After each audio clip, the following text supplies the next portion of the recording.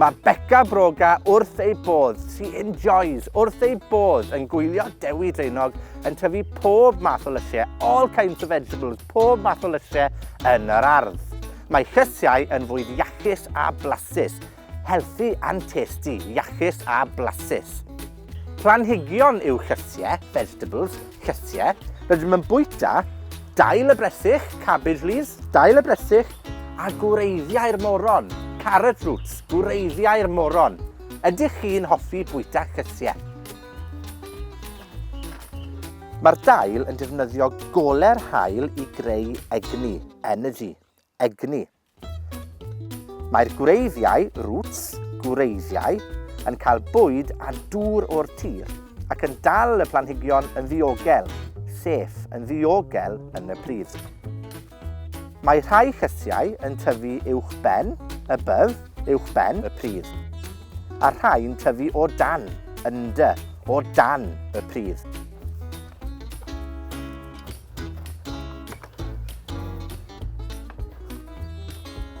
Derau i dyfu tatws.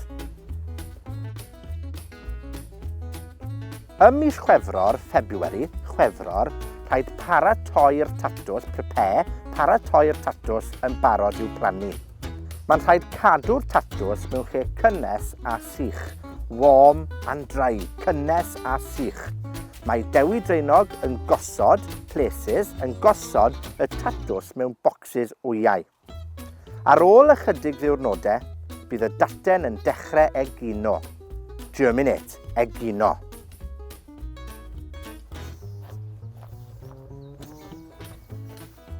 Mae tatws yn llysiau poblogaidd, popular, poblogaidd iawn, ac yn tyfu o dan, under, o dan y pridd.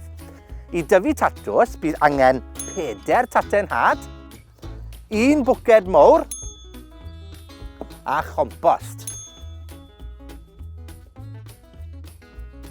Yn gyntaf, rowch y compost yn y bwced.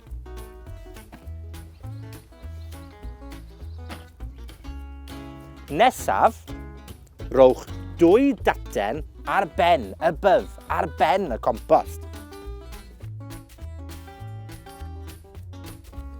Yna, rowch fwy o gompost yn y bwced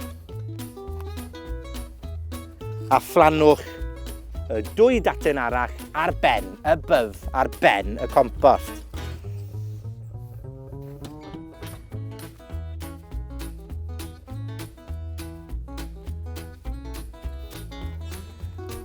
Ac yn olaf, rowch y bwced mewn man cynnes a heulog yn yr ardd i dyfu'n hapus.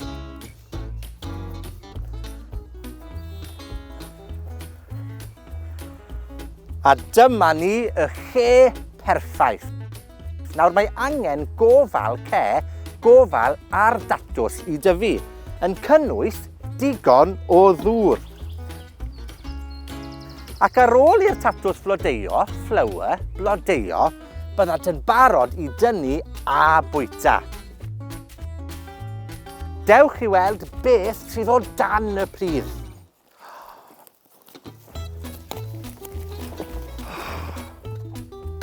Oh, waw, edrychwch ar y tatws na, wi wrth y modd.